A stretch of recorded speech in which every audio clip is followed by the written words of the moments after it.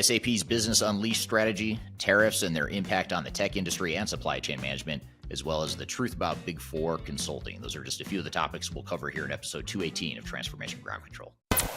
Welcome to Transformation Ground Control. Ground Control. The podcast that covers everything related to digital transformation. This podcast features technology agnostic and international discussions related to digital strategy, software selection, implementation, change management, business process optimization, and everything else you need to know to make your digital transformation project successful. Whether you're embarking on an ERP implementation, supply chain transformation, or any other business or digital transformation, this podcast is for you. Now, here's your host, Eric Kimberling. 5, 4, 3, 2, 1. Ground control to Major Tom. Hello, welcome to Transformation Ground Control, episode number 218. My name is Eric Kimberling, the CEO of Third Stage Consulting. We're an independent consulting firm that helps clients throughout the world reach their third stage of digital transformation success. And joining me, as always, is our co-host, Darian Chwialkowski. Darian, thanks for being here today. Yeah, thanks for having me. Excited for today's show. This is the podcast that covers the tech agnostic world of digital transformation with no sales spin, no bias. We're just here to talk about the realities of digital transformation. You can find new episodes of this show every Wednesday by going to transformationgroundcontrol.com. The show is produced by Major Tom Productions and sponsored by Third Stage Consulting. So feel free to reach out to me if you'd like to learn more about how Third Stage can help you in your digital transformation initiatives. But we've got a great show for you planned today. We've got some social media questions we'll start off with. We're going to get into some newsworthy topics, particularly around SAP and their Business Unleashed strategy. And then we're also going to talk about how tariffs are potentially threatening the tech industry. And then speaking of tariffs, we're going to get into supply chain management later in the show with Blythe Milligan, who is the host of a couple different podcasts related to to supply chain management, I should say. And she's going to be on the show talking about not just supply chain trends in general, but supply chain trends in the context of tariffs and trade wars, how that's affecting supply chain and sourcing strategies for organizations throughout the world. So that'll be a great conversation. She's been on the show before. She's an awesome guest. I'm really excited to have her back on today. And then later in the show, after Blythe is on, we'll talk about the truth about Big Four consulting. I'm going to talk about the pros and cons of Big Four consulting. I'll talk about the things I didn't like about my experience there, but we're going to get into that later in the show. And of course, we'd love to hear your feedback as it relates to any of these topics, but the Big Four consulting topic might be of particular interest to many of you. So all that being said, before we get into our meatier topics today, what are some of the social media questions we received recently, Darian? Although these could be meaty too. I don't want to assume that they're not meaty questions, but what have you got for us? Yeah, the first question today is, no company in the world tracks the stock value in its inventory with the sales price. This is insane. Lidl realized 3 years later that SAP was tracking the stock with retail sales price. Then Lidl spent another $3 million to fix it. This is even more insane. SAP explains this in the failure by saying Lidl must have known this. So why does SAP calculate inventory with a system that no one needs and force them to comply with it? And why does everybody have to comply with SAP?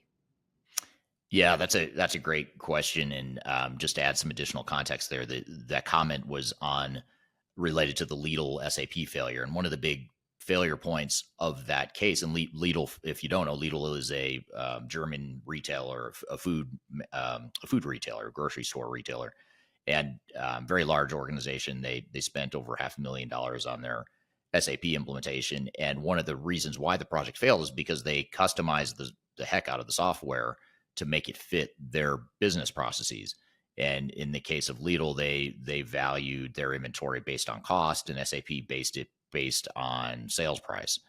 And so Lidl didn't change to the way SAP worked. They changed SAP to fit their business. Now, I'm not here to argue over whether or not you should be valuing inventory based on landed cost, or whether you base it on sales price. I mean, most organizations I've worked with, back when I was actually doing hands-on implementation work, they were valuing inventory based on landed cost. I mean, that's kind of the way it would show up on the balance sheet and whatnot.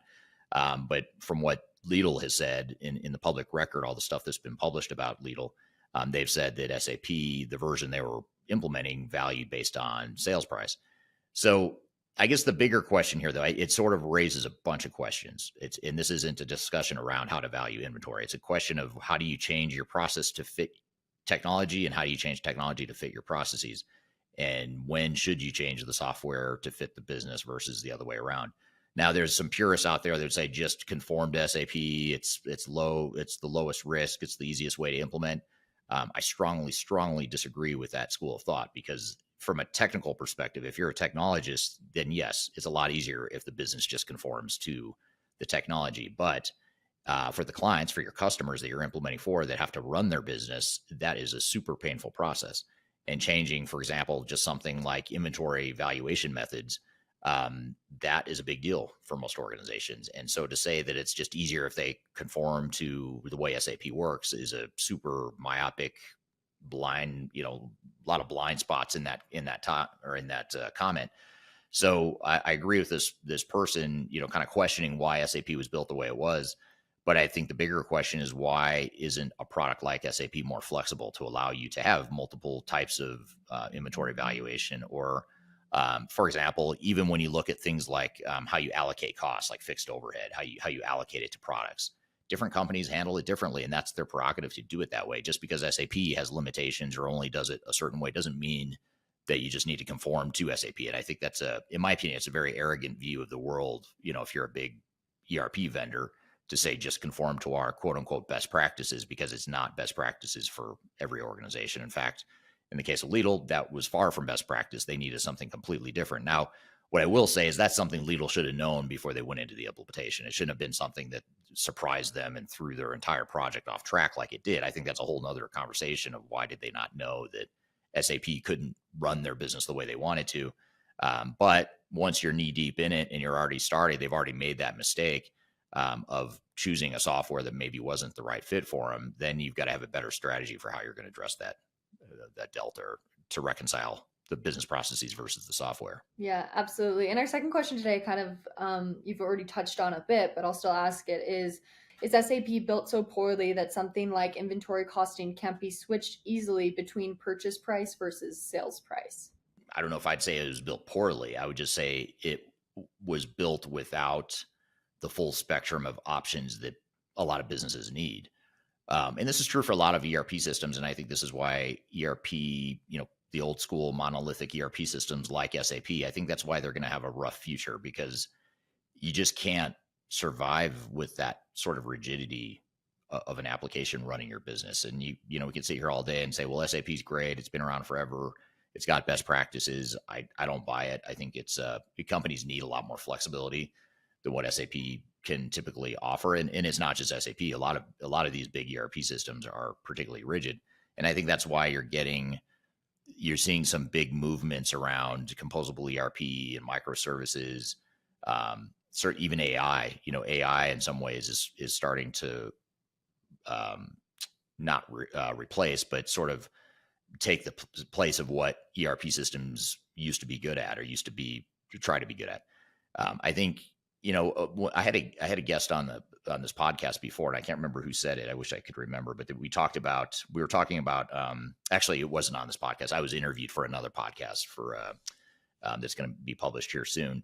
And in the conversation, we were talking about system of record versus system of innovation, and how ERP systems are essentially databases that track transactions, tracks inventory, tracks financial information. That's all good stuff. But when it comes to user experience and true innovation and flexible business processes, things like that, you need something else besides an ERP system oftentimes, because modern ERP systems aren't so modern in many cases. And they're quite limiting, especially with the whole movement to the cloud and SaaS-based multi-tenant solutions. It just has a certain amount of rigidity that doesn't work for a lot of businesses. I think companies like NetSuite have done really well with a cloud SaaS model, but NetSuite is targeting smaller companies that have simpler requirements and simpler needs. But when you get to a big multinational diversified organization, it's just hard to imagine a big ERP system meeting the needs, or adequately meeting the needs of that organization. That's why companies like Snowflake and Palantir and Rapid some of these non-traditional ERP-ish sorts of systems are creating a good alternative to the monolithic ERP systems and giving people options. Palantir, for example, their whole model is built on the concept or the premise that you can keep your old legacy systems as sort of that system of record, but you can use our software to give you some AI capabilities, some better reporting, predictive analytics, a better user experience. You still keep that back office transactional stuff in the background that no one really sees, but their software ends up becoming sort of the user interface, providing that user experience and providing the workflows and the innovation and all that stuff. So that's why companies like that are succeeding and doing so well in the market right now, is because companies like SAP have sort of botched the model, and the model is just super outdated. So it's just a matter of time before it goes away from at least in my opinion. Yeah, totally. That makes sense. Well, this kind of these questions at least shift us nicely into our first newsworthy article of the day today. This article is about SAP's Business Unleashed strategy. It's this new launch, I guess, that they are naming Unleashed. It's a rebranding of sorts, is what the article said. It's bringing the legacy business suite name into the cloud era. On paper, it sounds like SAP is trying to bridge the gap between innovation and some sort of comfortability for companies. But here's the problem: customers aren't completely sold on it. According to the article, users, especially from the DSAG, which is the German-speaking SAP user group, are asking for more clarity, transparency, and consistency, and they're confused about what the strategy includes, whether it supports on-prem systems or pushes public cloud, and most importantly, how much it will cost. SAP is trying to position this as a customer-friendly and cloud-forward, but many customers feel like it's just another repackaged initiative that still leaves legacy users hanging. So, Eric, with this, do you see Business Unleashed as a meaningful shift, or is this kind of just a rebranding maybe to get more people to the cloud, like their S4HANA initiative? Yeah, I think it's, SAP is really good at packaging stuff that doesn't have a lot of substance, but it makes you feel like it does. So, they had their Grow and Rise initiatives that they've launched to help. In the case of Grow, it's a way to help small and mid-market companies move to S4HANA Cloud. And then they've got the Rise initiative, which is meant for legacy SAP customers to move to S4HANA. They try to make it, SAP sort of invented this whole concept of pre-configurations and best practices and implementation accelerators. They've implemented all these fancy words that sound really good, like, oh, it's gonna be easier to implement now than it might have been in the past. But the reality is that all the heavy lifting and the stuff you have to do is still a big deal. You still have to go through the pain of changing your processes and figuring out how the technology is going to fit your processes. You still got to go through the change management, the training, the adoption, redesigning people's jobs to fit the new software, all that stuff. And you can't accelerate that. I mean, I don't care what you call it or how you package it. You're not going to, no technology, no software company is going to make that easier. Now, companies hire us to help with those types of things, and we can certainly make it easier, but we don't come in and say, hey, we've got a prepackaged solution that's going to help your user adoption, accelerate super quickly, because some stuff just takes a certain amount of time to marinate within the organization. So yeah, I think it's a marketing ploy, if you ask me. I mean, they've done it. It's been their MO over the last few decades, and it continues. They always have new names, new initiatives, and it's the same stuff usually. Yeah, that makes sense. And why do you think SAP is struggling to clearly communicate its roadmap to a lot of loyal customers? Or what do you think the disconnect is there? Because they're treating them like crap, in my opinion. I mean, SAP, in my opinion, this is me not being part of the SAP's ecosystem. I don't work for one of their competitors. We're independent. We're tech agnostic. We help a lot of SAP customers that are trying to navigate this whole sunsetting of their product, their legacy products by 2030. And the way they're forcing their customers in these fairly tight windows to move to S4HANA is an act of arrogance combined with desperation, which is a really dangerous combination, if you ask me. I think, SAP thinks they can do this because they're SAP and there's a huge, massive technology company. The problem is they're dealing with a lot of Fortune 500 companies that are big themselves and global companies. And I'm shocked at how many pissed off customers there are. I'm not shocked, I shouldn't say, but I'm shocked that they've gone through with this strategy that is pissing off so many people. And it's been a boon for us because we're getting a lot of pissed off SAP customers coming to us and saying, hey, can you help us figure out how to navigate this? We've got to figure out, do we move to S4HANA now? Or if we don't, what's our mitigation strategy if SAP follows through and cuts off maintenance for, by 2030? Maybe we go a different direction. I'll look at something other than SAP. So you've got a lot of customers that are pissed off about it. Now, a lot of customers are following through and saying, well, we've got no choice. We're just going to do it. But it's very reluctant. It's not building any sort of goodwill. People, I don't meet a lot of people that just think SAP is a great product and a great company.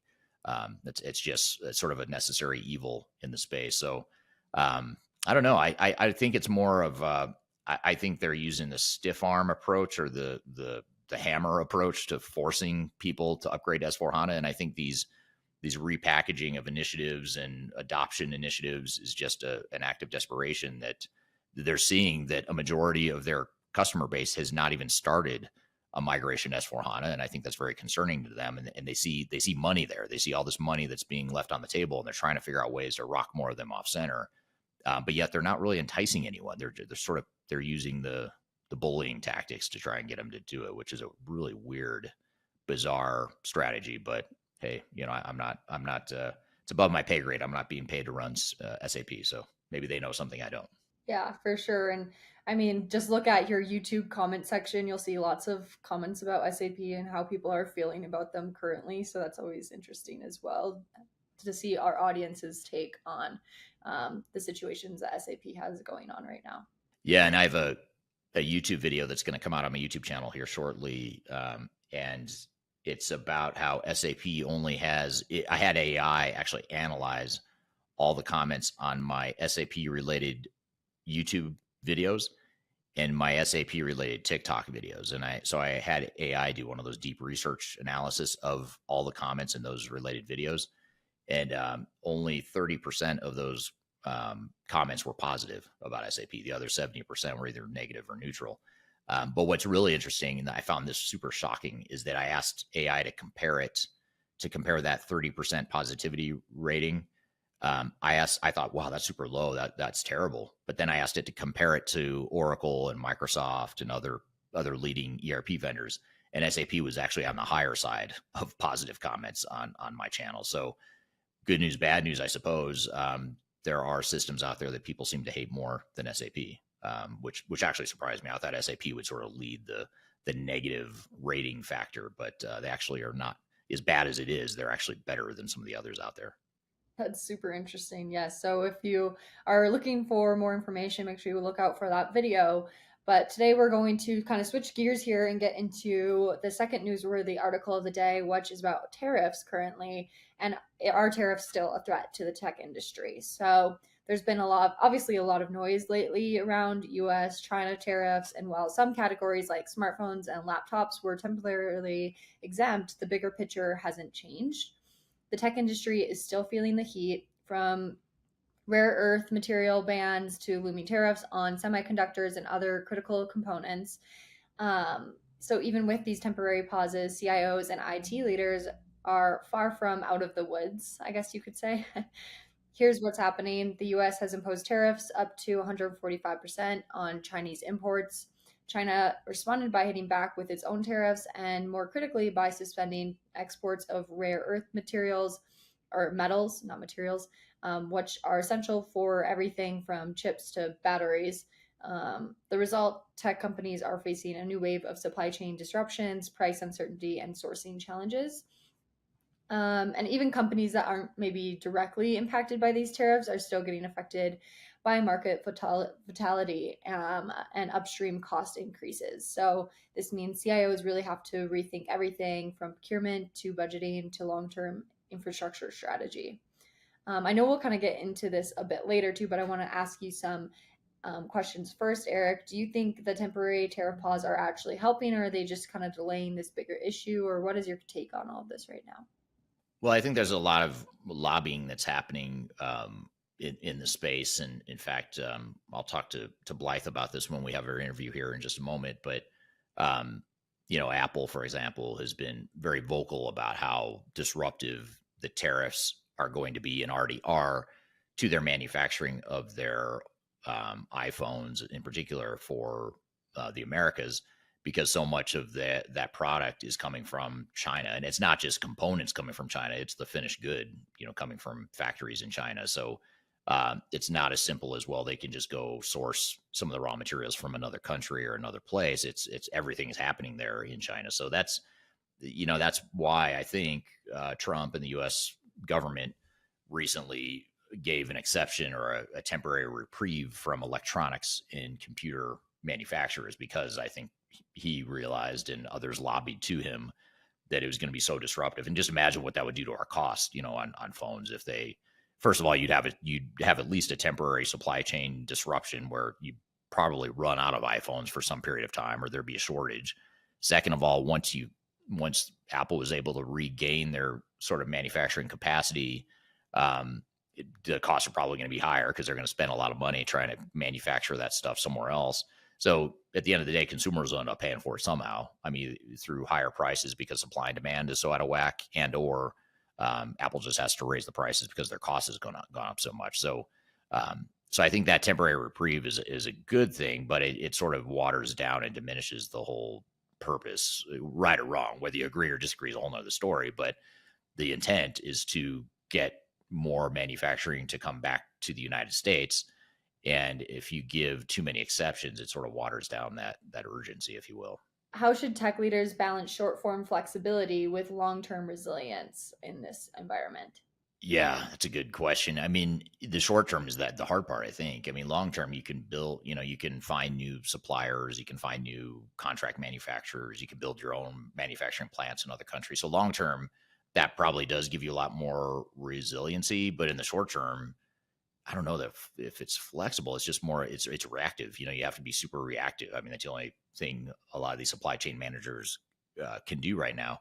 So I don't have a good answer for you there. I'm not sure. And that's why I'm really excited to talk to Blythe here in a few minutes, because I'd love to get her take on it, because she's every day, all she's doing is talking to supply chain managers. And we do a lot of supply chain work too, but we're not on the forefront of the day-to-day execution right now, of what supply chain managers are going through. And we're just starting to scratch the surface and just starting to get some early readings and signals from some of our clients now.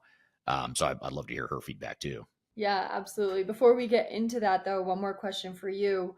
What do you think that CIOs should be doing right now to prepare for ongoing disruption in the tech supply chains? Well, I think the key here for CIOs and tech leaders and supply chain management is to have visibility and make sure your systems are buttoned up, because if you've got crappy systems, that's just going to magnify the problem here, because you're not going to be able to track things like, landed cost, and you're not going to be able to necessarily have the insights to understand where you need to diversify potentially your supplier base, or where you need to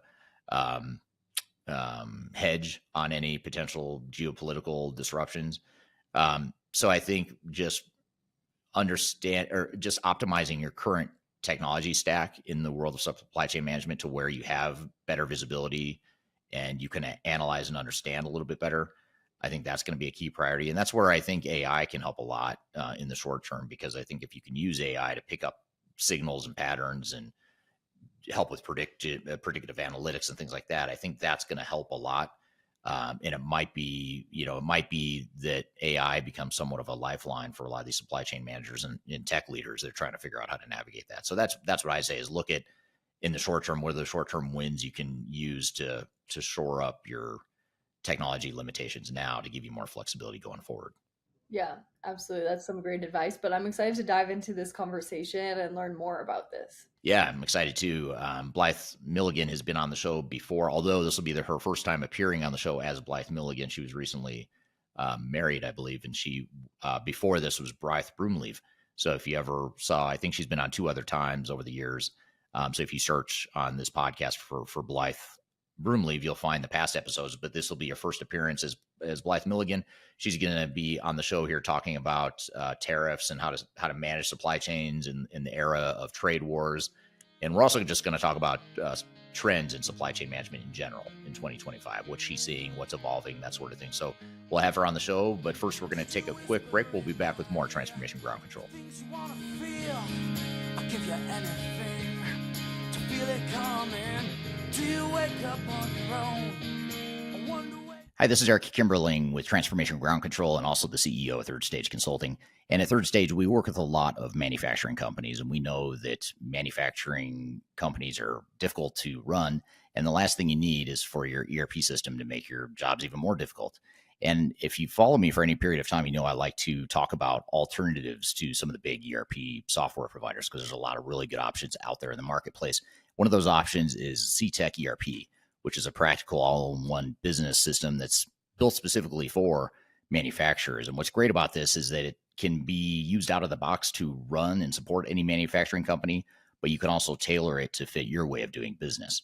It's web native and agile, so you can run your shop floor from a laptop, tablet, or phone. It's packed with important features like real-time traceability, scheduling, inventory control, quality management, a bunch of other features that are all ready to use from the time you choose the software. And if you need to change the software, the beauty is you can do it in a low-code, no-code environment. So there's no code required. You don't have to hire a developer to make changes to tailor the software to fit your manufacturing operations. Now, what I like about CTech ERP and vendors like this and systems like this is that it's really a disruption to what I consider a stagnant and bloated industry. There's a lot of really expensive ERP systems out there, and CTech is one that's more affordable. It's got transparent pricing, and you get a SaaS software solution for only $50 per user per month. So it's just good to know what you're going to pay for the software. There's not a lot of upfront cost, and you're just paying per user per month, only $50, which is really hard to find. And implementations typically happen pretty quickly. They happen in weeks, not months.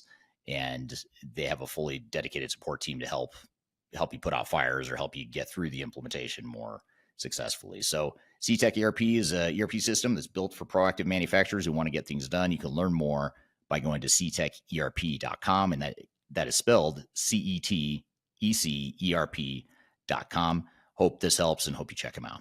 And I'll do anything you ever dreamed to be complete. Little pieces of nothing that fall. Hello, and welcome back to Transformation Ground Control, episode number 218. My name is Eric Kimberling here with Darian Chwialkowski. This is the tech agnostic show about digital transformation. It's produced by Major Tom Productions and sponsored by Third Stage Consulting, which is an independent and tech agnostic consulting firm that helps clients throughout the world with their digital transformation and supply chain journeys. So if you'd like to learn more about us, I've included my contact information below. You can reach out to me and feel free to reach out with any questions you might have about our company or how we can help with your transformation. So I'm excited for our next guest. She's a repeat guest. I believe this is her third time on the show. Her name is Blythe Milligan. She's a podcast host and subject matter expert in the world of supply chain management. And wanted to have her on the show here today to talk about supply chain trends in 2025, but not just general trends, also trends in supply chain in the context and with the backdrop of the trade wars, particularly between the U.S. and China, and how that's affecting supply chains throughout the world. So with all that being said, Blythe, thanks for being here today. Thank you so much for having me. It's quite an exciting week for a lot of us that work in supply chain and logistics. Yes, absolutely. Thanks for being here. Tell us a little bit about yourself. And I know you're the host of a couple different podcasts. Tell us a little bit about yourself, if you don't mind. Sure. So born and raised in Jacksonville, Florida. I have an entrepreneurial spirit. And so I've been a business owner for close to 10 years now. Got my start in the logistics realm working as an executive assistant at an asset-based 3PL here in Jacksonville. It gave me firsthand knowledge, especially working so closely to the executive team of how an asset-based trucking company, 3PL, third-party brokerage, operates in the United States. Was able to work there for a handful of years. Also had some, career, stops in media as well, especially at the local front. I was in local radio and local TV for a period of years, and then transitioned into a solo podcast host for Everything is Logistics. I own a couple companies in the logistics space, and so Cargo Rex is one of them, and then also Digital Dispatch. But Everything is Logistics is the podcast. And so it's been my main focus since we've been fully independent since January 2023. And yeah, it's been an exciting time to be able to peel back the layers that exist within this industry, because with global trade and supply chain and logistics, as I'm sure for a lot of folks have learned over the last week, that the more it's an onion that has endless amounts of layers, and the more you keep pulling back a layer, you're gonna discover even more that you didn't know and that you need to learn. And it's just been a constant learning process, especially over the last couple of weeks. Yeah, it seems like the whole tariff trade war thing, especially between the U.S. and China, is throwing a wrench into a lot of supply chains and a lot of supply chain managers' jobs. I'm going to ask you a question about that here in just a second, but I'd love to hear from the audience. A couple things. I have a couple questions for you. I forgot to ask early on, but if you don't mind dropping in the chat what city and country you're joining from today, love to hear where the global community is joining from. We tend to get people from all over the world, so I'd love to hear what city and country you're joining from today. And also, as a follow-up, if you don't mind, just drop in the chat how tariffs and trade wars are affecting you, or are they affecting you? Is it yes, no, not really? I'd love to hear your feedback on how or if some of the trade wars and geopolitics at the moment are affecting your supply chains that you're involved with right now. So if you don't mind, drop that in the chat. Love to hear your feedback. But getting back to you, Blythe, when there's a lot of talk about tariffs, especially here in the U.S., and I know other trading partners of the U.S. Are talking a lot about tariffs too, because it's affecting them. But how are you seeing, I know it's early and this is very disruptive, but how are you seeing all these changes to trade and tariffs? How are you seeing that affect supply chains in general so far? Well, it's basically for anybody who hasn't been paying attention, it's throwing everybody for a loop, especially if you have a small business and maybe you haven't, sort of paid attention to the election cycle here in the US, which I don't blame you if you haven't. It gets a little exhausting at times, but textiles, so clothing, toys, these are typically commodities that are low margin items. And most of them, majority of them, are imported from China, other Southeast Asian countries. And so if you haven't been paying attention, then your business has probably been upended what feels like overnight. For many other companies, they are doing what's called front loading. And so typically in the supply chain year, what you'll see is right after Christmas, typically you have a lot of returns. And so there's a lot of return management that's going on. But there's also a lot of purchasing that's going on ahead of the Chinese New Year, which typically falls at the end of January. But this year in particular was a little bit more volume was being ordered and being front loaded. That's the term that they use in supply chain and logistics, where you're buying so much more goods ahead of time. So typically you're already buying much more goods in order to anticipate the Chinese New Year, which all of the factories and manufacturing shut down for a period of a couple weeks because people are at home with their families. But this year in particular, it's not, they're front loading even more so because they knew that the tariffs were going to be coming down under Trump's, Liberation Day is what he called it on April 2nd, when he instituted, just global tariffs across the board, and then started to ease some of those tariffs on other countries. I think there's a 90-day pause that's going on right now for all countries except for China. And so it's been a little bit of an eventful few months, but for a lot of companies, especially a lot of warehousing in North America, so Canada, Mexico, the US, they're storing a lot of goods and in anticipation of what was going to happen on Liberation Day. And so this is where we kind of find ourselves now. If you haven't been paying attention, then you're probably scrambling. If you were paying attention, then you have a little bit more of a little bit more of a break where you can kind of have a wait and see approach on what's going to happen, because it's changing seemingly by the hour every day. So it's tough to keep up with a lot of these different announcements. Yeah. Well, and I'm not an economist, but from what I understand, the intent of the tariffs, at least from the United States perspective, is to basically force manufacturers and companies to move more manufacturing and sourcing back home to the U.S. That clearly isn't going to happen overnight. You can't just build a factory or build a big distribution center in the U.S. just because we're getting tariff now. So what's the reality of how is this affecting sourcing strategies and just the way the supply chains are built in general? Are you seeing any movement or changes yet on that front? I know it's really new, but what are people saying they plan to do, or are they saying? In a very similar way to in 2020, we all know what happened during that year, and that tend to expedite. That was the first. I guess I should back up a little bit. That during 2020, that was the first time that the general American public, generally the world, kind of found out where a lot of their goods were coming from, and in some cases, it became a wake up call. And so what you started to see was what's called a nearshoring effort. And so with nearshoring, nearshoring, you are moving some of your sourcing and some of your products and assembly, you're moving them from China into other countries. So India, Vietnam, Cambodia, even to an extent. A lot of these countries have set up several shops for manufacturing purposes. And then what they have is, it's called a China plus one strategy, where the majority of the world is getting some kind of sourcing, some kind of inputs from China, but then they're going to source those products from China, transfer them, ship them over to another country for assembly. A lot of times that is now transitioning into assembly in Mexico or assembly in Canada, much more so on the Mexico side of things. And so we've seen a lot of nearshoring efforts over the last 5 years. To your point, it takes a long time for manufacturing to come back. Some would argue that it shouldn't take that long. There's some companies that are kind of, dragging their feet. Apple, I think, is a great example of an American company that is fully dependent on a foreign supply chain in order to manufacture their goods. We saw around the April 2nd, tariff deadlines, or the tariff announcements, that Apple was chartering 5 different planes in order to ship a lot of their iPhones out of Southeast Asia into the United States in order to avoid some of those extra costs. And so what I think we're seeing is that we're seeing an acceleration in things that were already happening.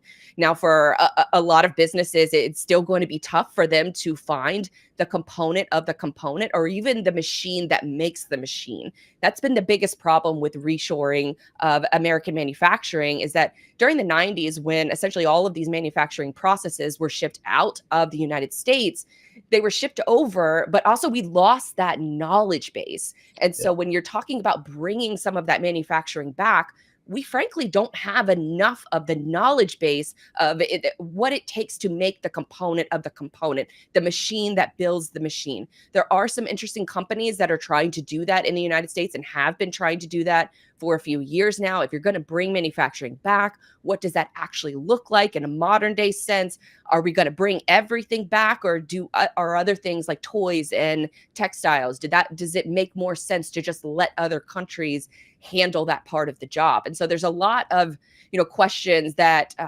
are being asked right now, but it's also a situation where some of these things were already happening, and now it's just further incentive to, we have to also discuss the lack of incentives for a lot of these, manufacturing, initiatives to take place. The biggest difference between U.S. and China is that China subsidizes a lot of their manufacturing capabilities, where they will pick certain industries that they will subsidize, versus the United States, where it's kind of like, figure it out. Like it's up to you to figure it out, and both have pros and cons.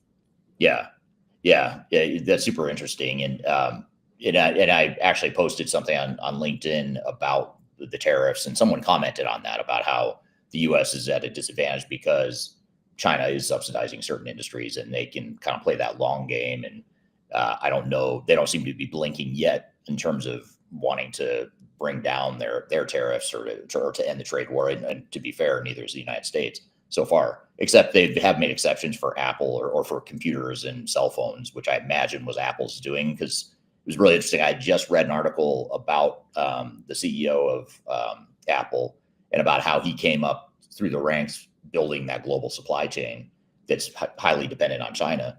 And I remember it was either that day or the next day was when the U.S. came out and said that they were going to make an exception for Apple. So I don't know if, I imagine he's lobbying, or people like him are lobbying for exceptions from these tariffs. But other than Apple and computer and chip manufacturers, things like that, are there other industries or types of companies that are most affected by these trade wars?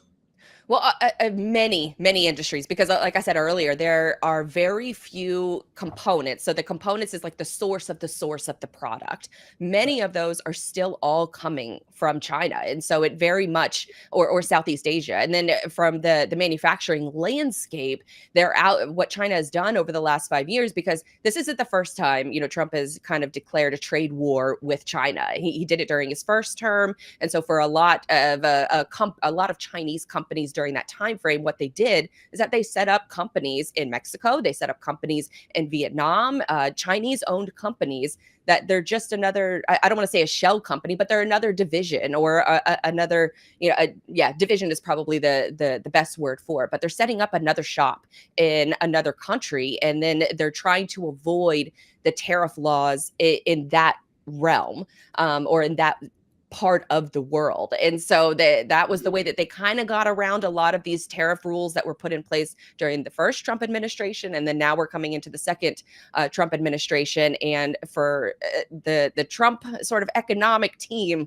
what their strategy was is just cut everybody off at the knees and then manage the exceptions. That's how I'm kind of reading into it. It's, for better or worse, I don't want to, I guess get into the political realm of things of who I support and who I don't support, but I do get it from a bearish approach where you're just going to cut everything and then wait for the loudest cries. And then from those loudest cries, like an Apple, who has been solely dependent on, a foreign government for their entire supply chain, it's forcing them to have some tough conversations as well. They have shifted some of their manufacturing into neighboring countries. Vietnam and India are some of the big winners so far, but they really should be doing much more with the enormous amount of cash balance that they have. I mean, it's more than, some countries' GDP.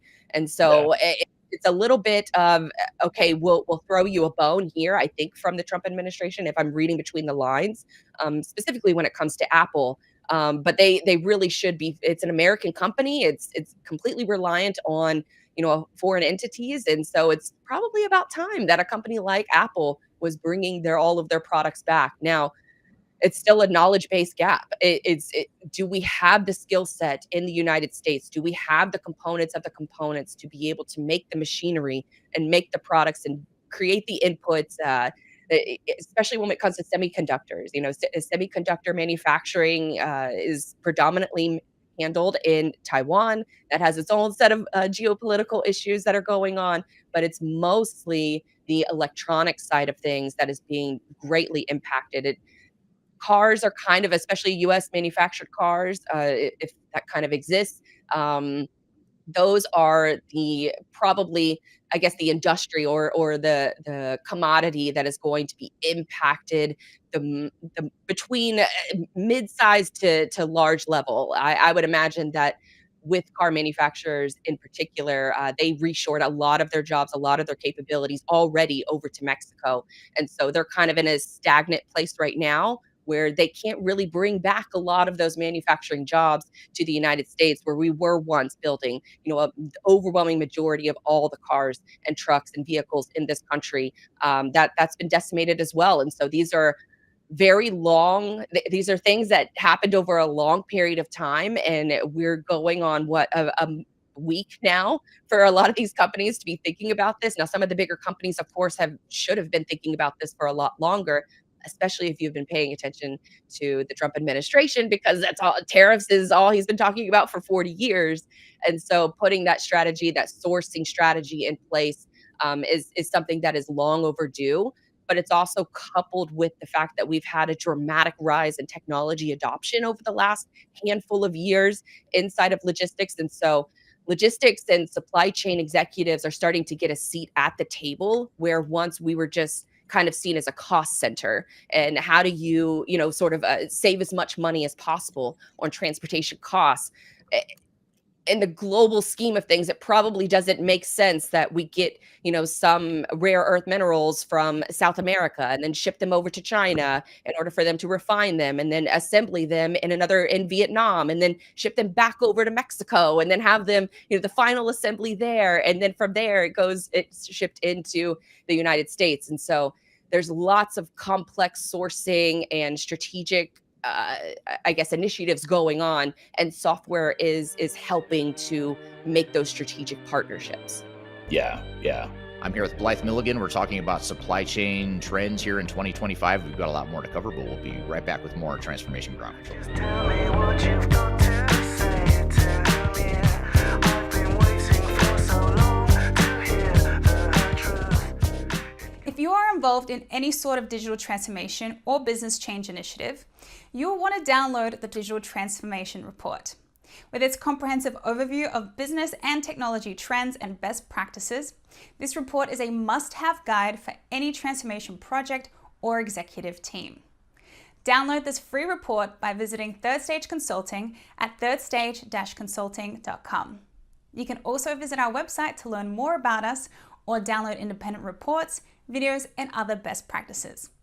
Again, visit thirdstage-consulting.com today to learn how you can take your transformation to the third stage of success. Are you looking for ways to promote your product or service to enterprise technology decision makers and influencers throughout the world, like the ones who listen to this podcast?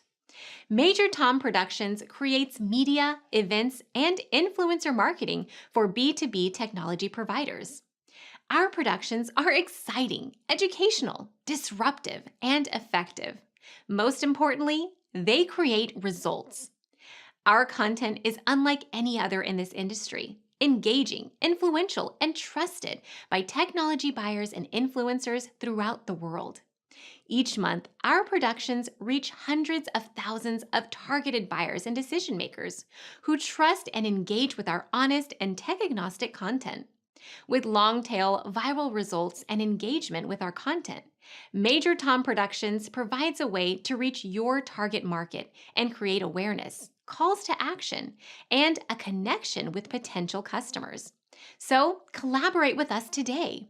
Learn how we can feature your product or service on podcasts such as Transformation Ground Control, Journey to S4HANA, and Journey to Dynamics 365. We can also feature your brand on our YouTube channel called Digital Transformation with Eric Kimberling, which boasts over 100,000 subscribers and over 2 million video views per year. You can also participate in our in-person events, including our Digital Stratosphere Conference. Contact us today to learn more. We can tailor a marketing campaign that works for you. We look forward to helping more people learn more about and become engaged with your brand.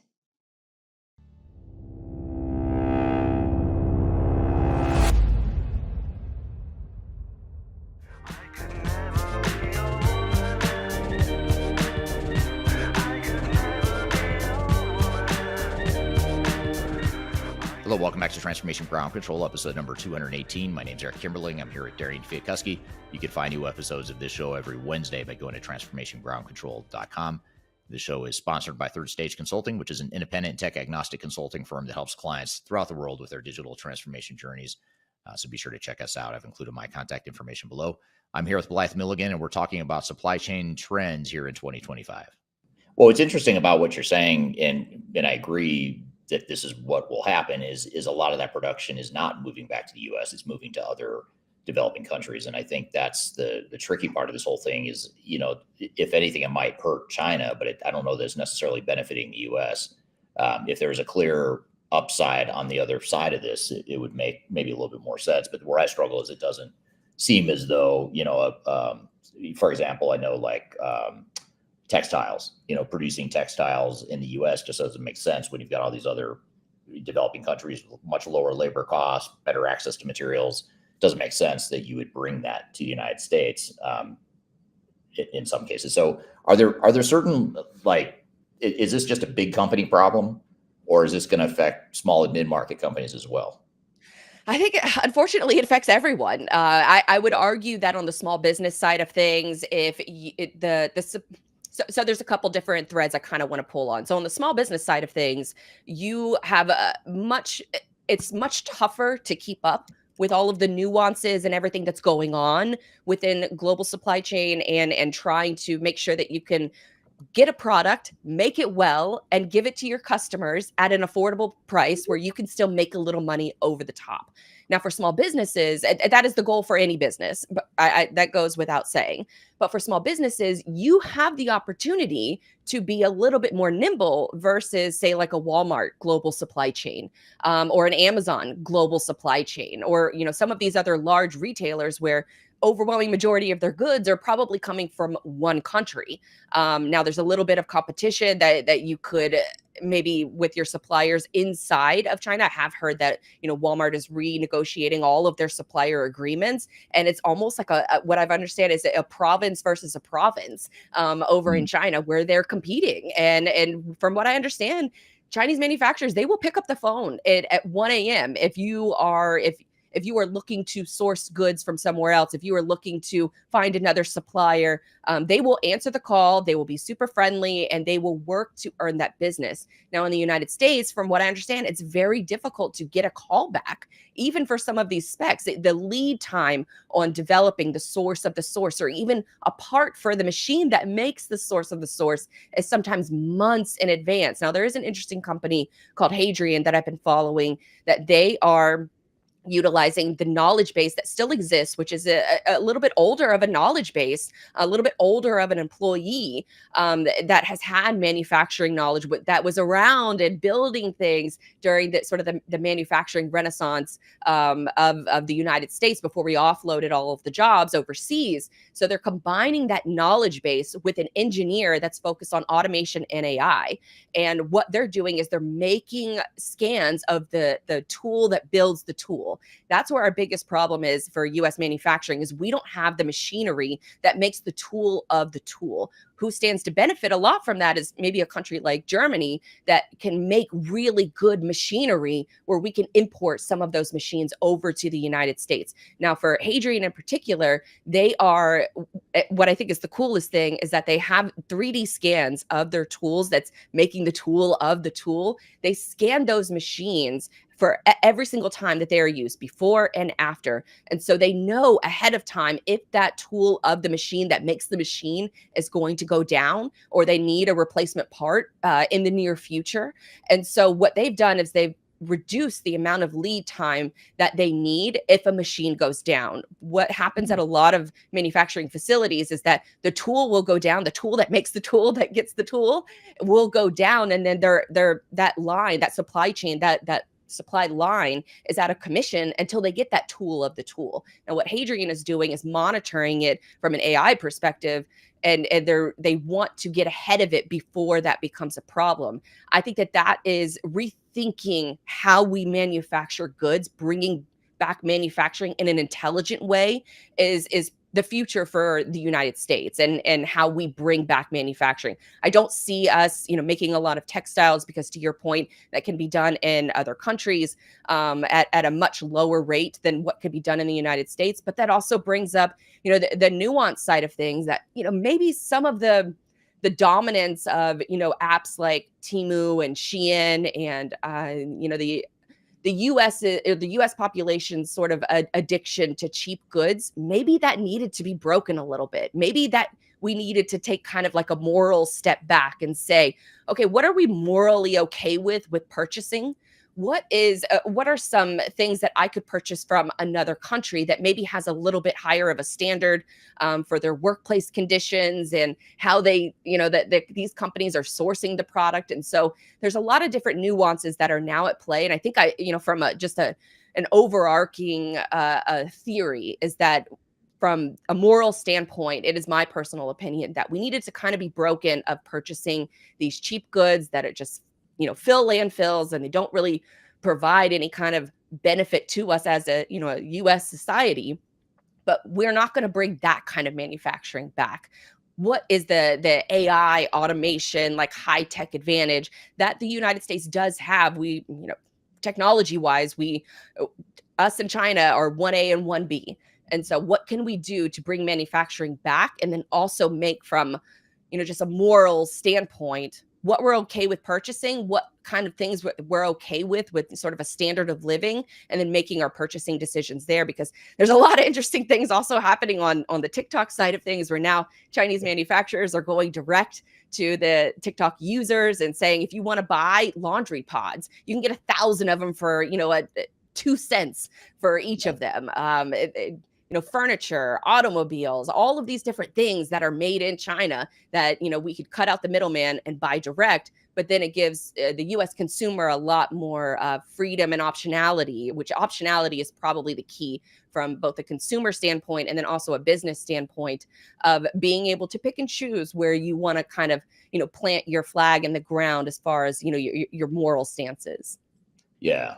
Yeah. It seems like over the years, the last couple decades, even well before the trade wars, but going back to the globalization movement that really picked up steam in the 90s with NAFTA and some of the other free trade agreements across the world. It seems like more, as more commodity-based manufacturing moved away from developed countries like the US and Western Europe, a lot of those manufacturing jobs moved to other third world or developing countries. And what it was replaced by, at least largely in the US and I believe Western Europe, it's the same thing. It's a lot of more complex manufacturing. So higher value add sorts of manufacturing where, it's engineer to order, make to order, complex products that we're manufacturing now. We're not manufacturing textiles the way we did 50 years ago, but we are manufacturing really complex products. So that's great. We can do a lot of that manufacturing here, but they still have to get the parts and the components and the raw materials from China or from other countries, right? And that's the rub here. Yeah, because if you look at manufacturing, or you just look at, I do a regular series called Source to Porch, figuring out, and chocolate was a perfect example because the overwhelming majority of the world's chocolate is sourced from two countries, Guyana or not Guyana, it was Ghana and I believe Peru is where the overwhelming majority of the world's chocolate is manufactured, or is the cocoa bean is grown. Now, where the money is actually made is in the refining of that. Very similar to rare earth metals, where you can have access to rare earth metals, you can have access to the cocoa pods or the cocoa beans, but to refine them is where the real money is made in manufacturing and processing, is that you're shipping those goods to a country that's going to refine it and get it ready for purchasing. And so for a lot of US, or for a lot of the United States, a lot of Europe as well, we're not doing the refining, we're not doing the processing. And so that goes for natural gas, that goes for oil. We can pull it out of the ground, but if we don't have a way to process and refine it, then we're not going to see the significant gains that we want to see being made and manufactured for the full supply chain to take effect. Because to your point, the just-in-time delivery was a strategy for 20 years where you only want to keep the inventory that you plan on selling. You don't even need to order the inventory until, maybe a couple of months out. Now we're seeing the reverse where, there are companies that are stocking up well in advance. I've heard of retailers that are already stocking up for back to school items. They're storing those goods now just to get ready for August, which they're not sure what the purchasing landscape or even the tariff landscape is going to look like then. So they're front loading those items now in the first quarter of the year versus waiting for, the just in time philosophy that has existed for really the last 20 years. Yeah. I want to come back to a point you just made a couple minutes ago and related to a question here from the audience. This is from Darian on YouTube. Darian says, is this a case where AI and logistics tech are actually delivering on the promise? So in other words, is AI going to be able to help us out here, as we're trying to navigate these sourcing changes and all the supply chain disruptions this is going to cause? Yeah, I mean, the answer nobody wants to hear is it depends, because it depends on the software that you're getting. It depends on the data that they have access to. Now, a company that I do follow pretty closely is a company called Vision, Vizion.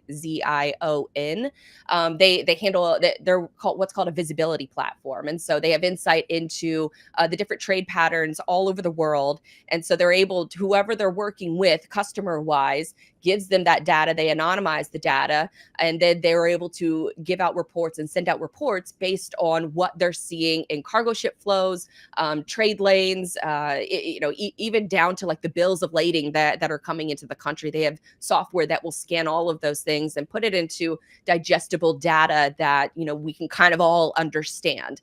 Now where AI is coming into play, especially this year, I know there are a couple of companies that specify just on tariffs and just on the different requirements for importing and exporting. Every single country has their own import and export laws. And so if you are a freight forwarder, if you're, a freight broker, it's mostly freight forwarders that are handling cross-border trade. They have, or they should have, the software that will be able to not only look at the visibility patterns of global trade shipments, but they should also be able to look at the purchasing habits, upcoming holidays, consumer sentiment. They all have tools that can measure those little things, but where, especially right now, the software, the AI software that will be able to look at all of the different tariff laws, be able to update their systems pretty frequently, because we're seeing, these tariff rate exchanges differ sometimes by the hour over the last week. And so if you have the software that can keep up with all of those different rules and regulations, then you're doing far better than your competitors. And I would also argue that this isn't something that, maybe a CEO or, a typical small business should be thinking about. This is where the partners that come in, the freight forwarders that you work with, the freight brokers that you work with, it's their job to be in the trenches of this kind of knowledge. But what's good about all of this is that hopefully you have a really good partner in the movement of your goods, or the sourcing of your goods, so you can focus on your business. But I would argue that over the last 5 years, especially since the Ever Given got stuck in the Suez Canal, that, supply chain leaders and logistics leaders now have a seat at the boardroom table. And so they're able to give their insight and strategic. There are people who are using software now to game plan for worst case scenarios of if we are completely blocked off from China trade in particular, what does that simulation look like? And so for a lot of the bigger players, they are using technology. They are using AI and logistics tech to solve some of these problems and prepare for unforeseen problems, because that's essentially what we do in logistics and supply chain. Like, we can't control these geopolitical events, but it's our job to problem solve. And so hopefully you have a good partner in that regard. And hopefully that partner is using technology that can go through a lot of these different just complexities that are involved with importing and exporting all across the world. Because like I said, every country has their own stipulations, and you got to follow those laws. Right.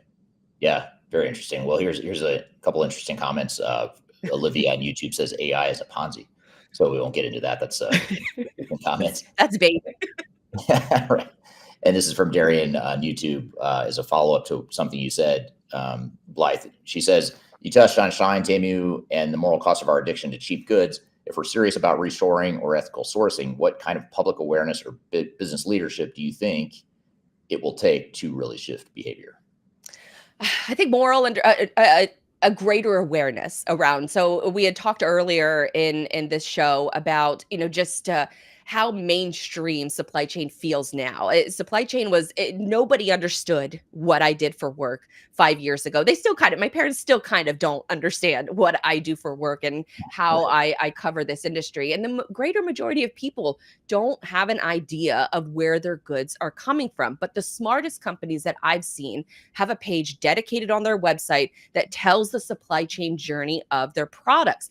There's even a company that's based in Europe that I believe has a sheep farm, and you can adopt a sheep, and you adopt the sheep and you can get a coat made out of the wool that comes from that sheep, and you could see the entire process. And so we mentioned earlier about visibility and how you can only really see visibility depending on whoever is inputting that data into that visibility tool software.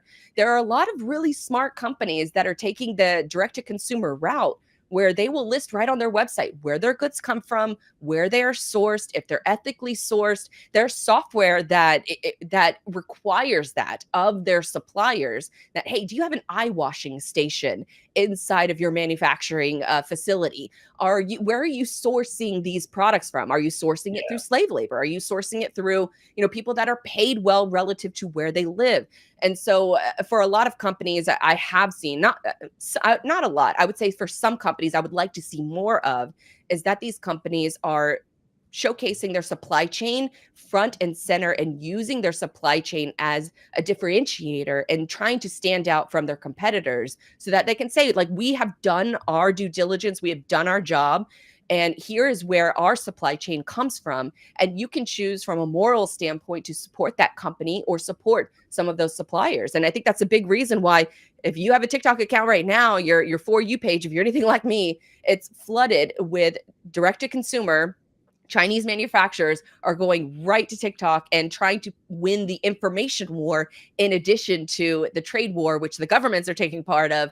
But for a lot of other businesses, they can establish these relationships and establish these partnerships to see them into the future, not necessarily doing things that just because it's the way it's always been done, but rethinking how you're going to be doing business. And for a lot of companies, they frankly have had their head in the sand and they don't want to address some of these things. But I think for companies that have taken a more global approach and customer sentiment and consumer sentiment, they're the ones that are going to be the real leaders and the real winners. Is that if you're upfront with how you get your goods, how they're properly made, how they're shipped, how they're sourced, it's a marketing benefit for you. And in a world where everybody's getting their goods from the same countries or the same region, you look for a leg up when you can.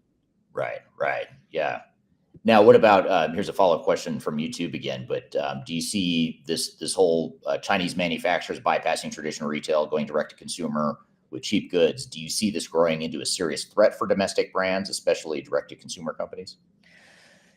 Yes, because there is what's called IP law, and for a lot of the United States, especially for some some businesses in the United States, they do the hard work and they create a business. They go to what's called a contract manufacturer and they say, "This is what I want to make. Can you help me make it?"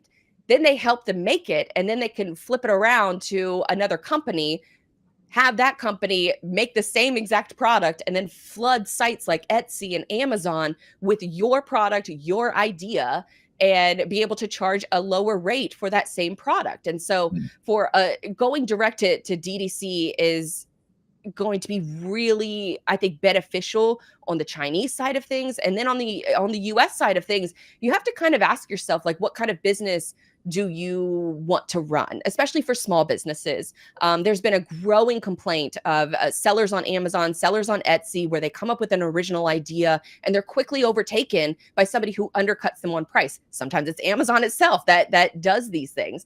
But it comes back to, I think, the moral conversation of, if you go to an arts market, and this is just, my anecdotal experience, but you go to an arts market or you go to a convention or a trade show, you see a lot of goods that where they're manufactured, and you see the upcharge in the price. And there's a lot of like the cheap goods and things like that are flooding even, our artist markets at a local level. And so for a lot of, essentially what's a drop shipper, a lot of those companies are going to be upended. Now, for other companies that are making sort of the source of the product, I think that they still have a competitive advantage, but consumers are going to try to always just shop for the cheapest, quickest good. But I think what will change is moving from the just-in-time concept to, I think I can wait a few weeks to get 1,000 laundry pods from China. They're all manufactured the same way. So it also creates this level of, do we want to support that brand because of the brand name? Do we want to buy $300 pairs of Nikes when we know that they're making them for $20? And so it's a lot of like the shifting consumer behavior that I think is going to be greatly impacted. And so for a lot of, I think it's super smart for a lot of these Chinese manufacturers to be flooding your TikTok feeds with, you can get your furniture here. You can get a house made for $20,000 and shipped over. A lot of these things I think are great in the short term for pricing wise, but then in the long term, it's going to be more incentive to reshore a lot of those manufactured goods, but it has to be the products that make the most sense. Yeah. Makes sense. Well, we've got just a couple minutes left, maybe as sort of a lightning round, a speed round question. What other supply chain trends are you seeing here in 2025 that we should be aware of? I would say greater tech adoption. AI, you can't go to a conference without talking about AI. And so AI is machine learning. I know everybody wants to put the buzzword on it. It's machine learning. And so what are you doing with your data and how are you making it, streamlined for greater AI adoption? So you can't turn your head at a logistics conference without somebody mentioning the word AI. And so I would still say that AI, but there's a lot of data cleanup that needs to be done in order to see that come to its full potential.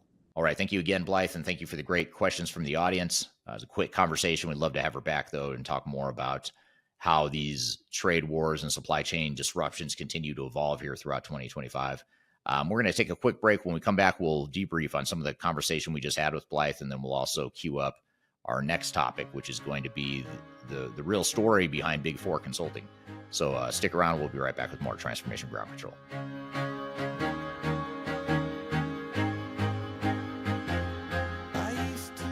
My name is Eric Kimberling, and I'm the CEO and founder of Third Stage Consulting. Before we dive too far into today's content, I want to invite you to learn a little bit more about Third Stage Consulting, who we are and what we do. I've included a link to a video right here that describes Third Stage in a bit more detail. It talks about our story, our history, our philosophy, our clients, our service offerings, and that sort of thing. But in general, what Third Stage Consulting does is we're an independent and tech-agnostic consulting provider. We help clients through their entire digital transformation life cycles, beginning with digital strategy, software evaluation and selection, all the way through and including implementation planning, implementation readiness, and the actual implementation itself. We're technology agnostic, so we only represent our clients' best interests. We do not represent software vendors. But having said that, we work very closely with software vendors, all the leading players that you can imagine we've worked with, both in helping clients evaluate and select them, but also in helping clients implement those solutions as well. So we have a very broad, objective, agnostic view of the market that is meant to really represent your interest as you go through your digital transformation. I also encourage you to scan this QR code right here to get access to our resource center. This resource center has a ton of information, a ton of ebooks that are free. You have access to top 10 software rankings, playbooks for how to make your project more successful, guides to change management, YouTube videos, all kinds of stuff that are going to help you through your digital transformation. So I encourage you to scan this QR code to get access to those resources. And please feel free to reach out to me directly to brainstorm ideas about your project. Even if it's just informally, you want to bounce around some ideas and get some informal advice, I'd be happy to spend some time with you. So feel free to reach out to me. I've included my contact information below. You can also find it in the description field of this video as well. The last thing you want to have happen is for your digital transformation to end up in court. I've been doing this for 20 years and I have seen everything. My name is Marcus Harris. I'm a software and technology attorney focusing my practice on drafting and negotiating software-related contracts and litigating software disputes across the country. Feel free to reach out to us at taftlaw.com. We'd love to talk to you about the litigation process and what you can expect.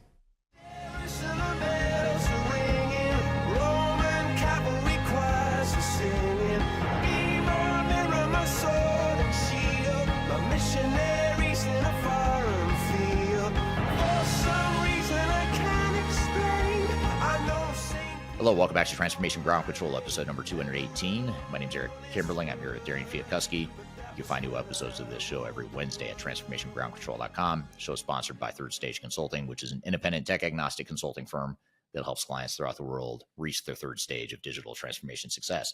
So we just had Blythe on the show, Darian, talking about supply chain management, tariffs, trade wars, all that good stuff. What were some of your thoughts and takeaways from the conversation? Yeah, I thought it was a great conversation.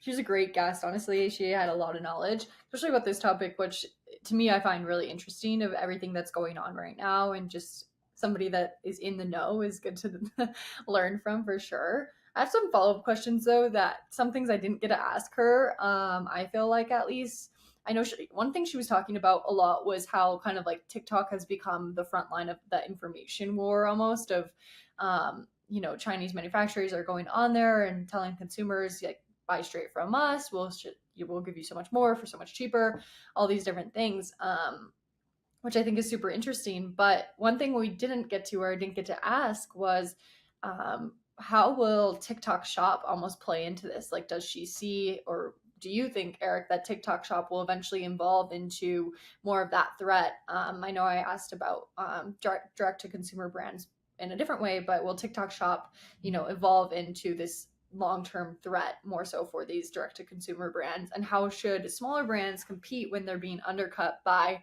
near identical products priced for pennies, especially if it becomes, our companies, the small businesses in the US are on TikTok Shop and they can only go so low for their profit margins, but then Chinese manufacturers can get on TikTok Shop and sell the same thing. So I don't know your take on that. That was probably the most eye-opening part of the conversation, honestly, because I hadn't thought about this issue as a direct-to-consumer issue. I was thinking of it strictly from a B2B or business-to-business perspective. Manufacturer needs to produce a certain product, needs to get it back to their distribution center here in the US or whatever their home country is. So that's the way I was thinking about it. So to open up that whole other can of worms, that whole Pandora's box around the direct-to-consumer side, I don't use TikTok enough to be sucked into all the ads and stuff like that. Although I do get some, I do get some. And now I'm wondering if those are all, if those products I was being pitched on my For You page, if those were, Chinese manufacturers selling, direct to consumer. Now I'm curious. Now, next time I'm on there, I am going to pay more attention. But I think it's a brilliant marketing strategy if you're TikTok / Chinese manufacturer or whatever. It's a brilliant way to reach your consumers, cut out the middleman, all that stuff. But it runs completely counter to what she was saying around the what you call it, the moral imperative, or is that what she said? The moral imperative, I think. It was something like that.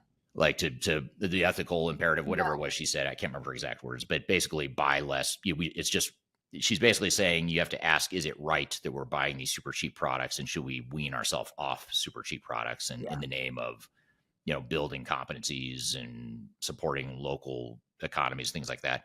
It's sort of like, I know there's a big nationalist movement happening throughout the world. A lot of countries are the pendulum is swinging back towards, let's do more local stuff. Let's buy locally, let's produce locally, consume locally, all that stuff.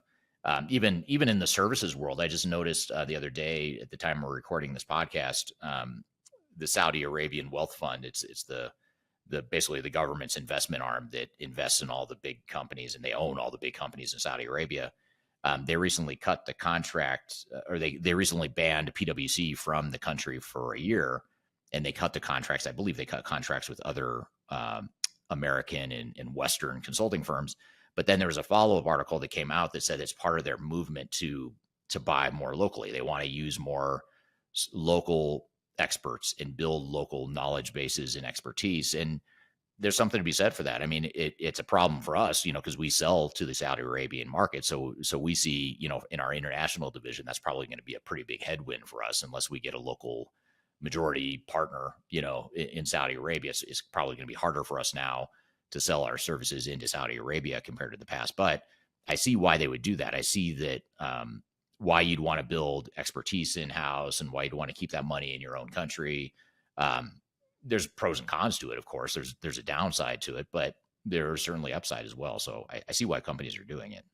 Yeah, definitely. And I've actually seen what she was talking about, it'll just be like a account that these manufacturers open, and they just say you can buy this product, and it was office furniture that this company sells, but you can buy it for way cheaper and we'll ship it right to you. So their marketing strategy is definitely really interesting, and definitely something I didn't see coming either of, you thought everything was going to go up, but now Chinese are willing. So it's just interesting, the whole dynamic of everything.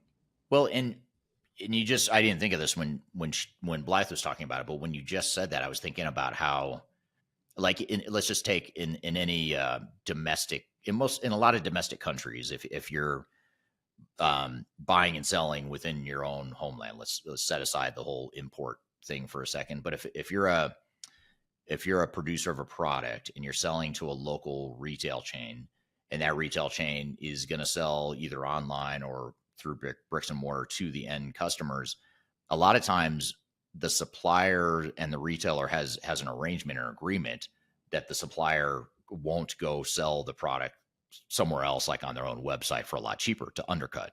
What they'll say is, like, if you're going to sell online, you're going to sell it at a comparable retail price that we would charge. And that's the agreement that the suppliers and retailers have. So clearly the Chinese manufacturers and the the customers that are buying from the Chinese manufacturers don't seem to have that same agreement, but that could be a way around that, is to say, hey, look, we'll keep buying from you. We'll keep sourcing our products from China, but we can't have you selling to undercut us, selling direct to consumers. Now, of course, the big question there is, well, is that fair? Is that fair to consumers? Should consumers have the option to buy super cheap directly from the source? Should we just cut out the middleman and be okay with that? That's another conversation, and probably I'd be curious to hear the audience's thoughts on that in the comments. Yeah, definitely. And it brings up to me like the whole concept of, on social media, there's this like dupes concept of like, this is a dupe of Pottery Barn couch or something like that. It's the same thing essentially. And I know I saw some videos about like purses or stuff like that says like, if you just want it without the branding on it, it's the same thing. So I think it's just really interesting to see how that will all develop. But yeah, it was a great conversation overall, really thought-provoking for sure. Well, as a husband of a wife who likes purses, I could vouch for the appeal of buying a dupe, like a purse. If I want to buy her Louis Vuitton, I'd love to be able to just buy a Louis Vuitton from China. That's a knockoff of it, but I know that's not ethical or right, but it would save me a lot of money for sure. Yes, it definitely would. Yeah. Well, good. Well, great conversation there, and enjoyed having her on the show. We'll have to have her back here in a couple months once this whole supply chain world hopefully settles down a little bit and we kind of understand the fallout or the ripple effect of all these trade wars. But in the meantime, want to play for you a clip from my YouTube channel. It's the truth behind Big Four consulting. For those of you that don't know, I used to work at one of the Big Four consulting firms. It's where I started my career. Learned a lot while I was there. There's a lot of upside I gained from being there, but I also was exposed very early on to the dark side of Big Four consulting. In fact, so much so that really planted the seed for me wanting to start an independent and tech agnostic consulting firm, which I didn't do right away. I waited a few years to do it, but that's how I ended up starting Third Stage Consulting, was because I was increasingly frustrated with the biases and the gamesmanship and the lack of customer focus or lack of client focus that went along with some of these big consulting firms. So I suppose that's good news. Bad news, if I hadn't worked at the Big Four, I might not have had the idea to start Third Stage Consulting. So that's the good news. But the bad news is there is a dark side. And so I like to share this with people that are either thinking about hiring a Big Four consulting firm and or they might be looking to work for a Big Four consulting firm. It's always good to know, what you're getting into and going in with eyes wide open so that you can either at least understand what the risks are or maybe look for alternatives if you find that it's not a good fit for you. So let's roll the clip and we'll come back and discuss it in more detail. I started my career in the late 90s at PricewaterhouseCoopers, which is one of the large Big Four consulting firms. And it was a great experience for me. I learned a lot. I got good training, met good people, worked with great people, and learned all about consulting during that time. There's a lot of things I didn't like about it as well. And there's things that just drive me mad about the Big Four consulting model here today. In fact, I've published a lot about that. I'm pretty vocal and outspoken around some of the flaws in the big consulting model and whether or not that's right for clients. And what I decided to do is I decided to use AI to analyze both my YouTube channels and my TikTok channels and all the comments that were provided by outside people, not my opinion, but just what other people were commenting on my videos. And I asked AI to analyze what the approval and disapproval rating or the positive and negative ratings were for the Big Four consulting firms. And perhaps surprisingly, I was certainly surprised, the negativity rating was anywhere from 75 to 80%. And the reason there's a range there is because AI doesn't necessarily know that it's definitely positive or definitely negative, but it estimates that it's somewhere between 75 and 80%, with the other 20% being either neutral or positive. And this is a pretty dismal rating, if you ask me, especially for such large organizations that are making so much money from their customers. So what I also wanted AI to do was analyze the themes of why. What do people like about the big consulting firms and what don't they like? So what I'll do in today's video is, first of all, talk about the things that people do like about the big consulting firms, and then talk about the things that people really don't like and the things that's driving that 80% negativity rating. Before we dive too far into today's content, I want to share a little bit of information about Third Stage Consulting and who we are. Third Stage Consulting Group is an independent technology agnostic provider of consulting services to help clients through their digital transformations. We help with digital strategy and software selection, as well as implementation planning. And during implementation, we provide services related to program management, organizational change, business process improvement, as well as enterprise architecture. These are just some of the services we provide. We have offices in North America as well as Europe and Asia Pacific. So if you'd like to learn more, I encourage you to check out our resource center, which includes a number of resources that will help you through your digital transformation, and you can access that for free using the QR code here or the links below. You can also reach out to me directly if you'd like to discuss your digital transformation and brainstorm ideas on how to improve where you're headed on your journey. Now let's jump back into today's content.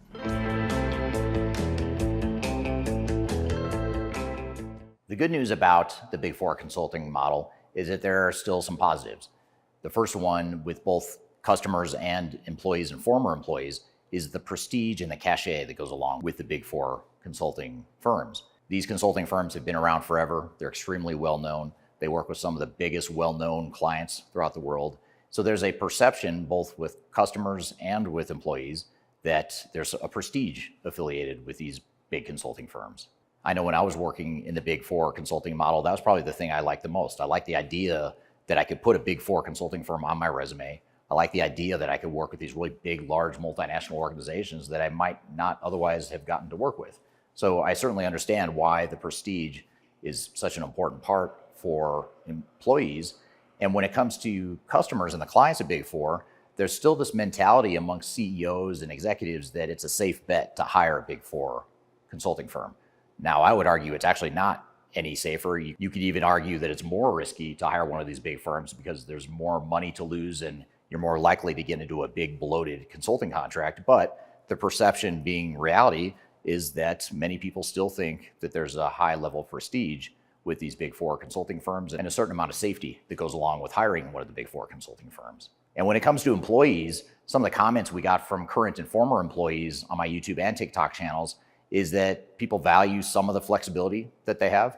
Now, I'm going to come back to that point later because more people than not said that the flexibility was actually non-existent and it was anything but flexible. But there's a subset of people that say there's actually a good deal of flexibility with these larger firms. And then the other thing that employees seem to really like and former employees really like is the networking and training and career development that goes along with working in a Big Four consulting firm.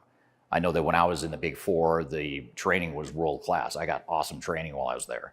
I worked with really smart people. I got to network. I'm still in touch with a lot of the people I worked with and for over the years, and that's something that's benefited me through my career. So there are some good positive things with the Big Four consulting firms, but what I want to do in the rest of this video is talk about the things that's driving that 80% negativity rate among the Big Four consulting firms.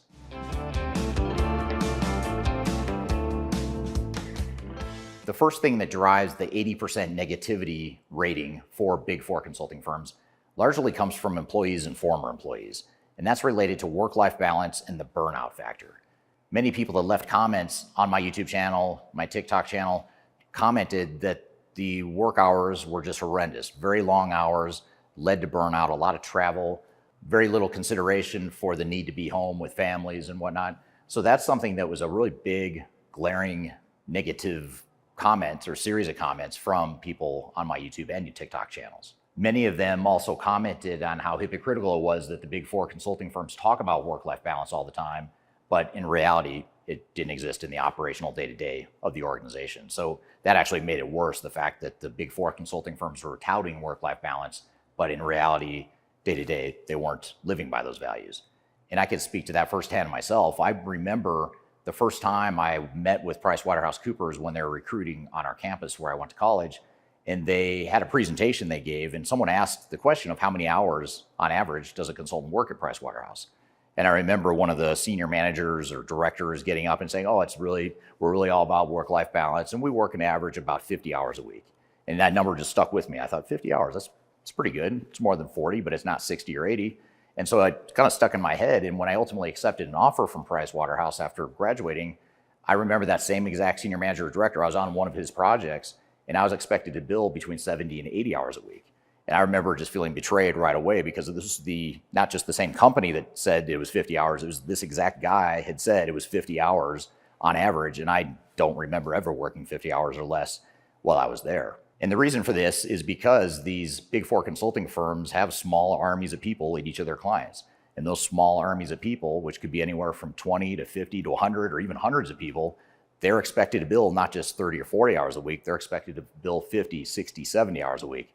Because every hour above a certain threshold that any individual bills, it's pretty much pure profit for the organization. So the way they can maximize profit is to really max out the billings of all of their people. And that's ultimately what leads to a lot of this burnout factor and the work-life balance issues that these firms experience. So work-life balance and burnout are real issues with the Big Four consulting firms.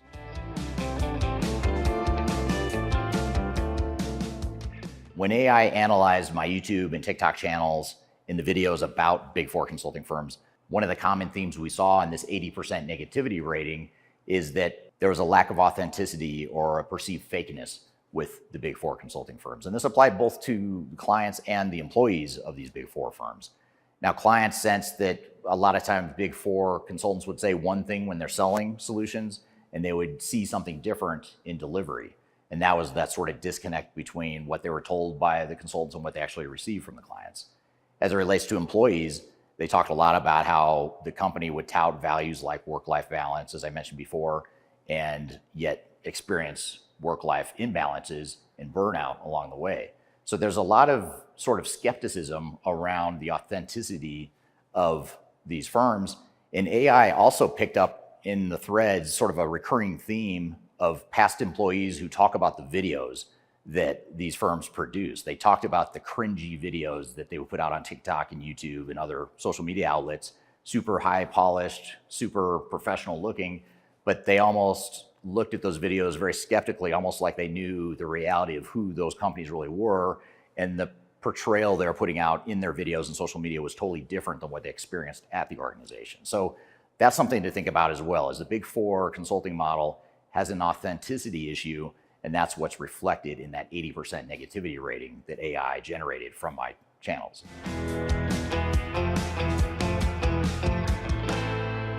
Another negative theme that AI generated from its research on my YouTube channel comments is that there was a sort of mocking of the corporate culture of these big consulting firms.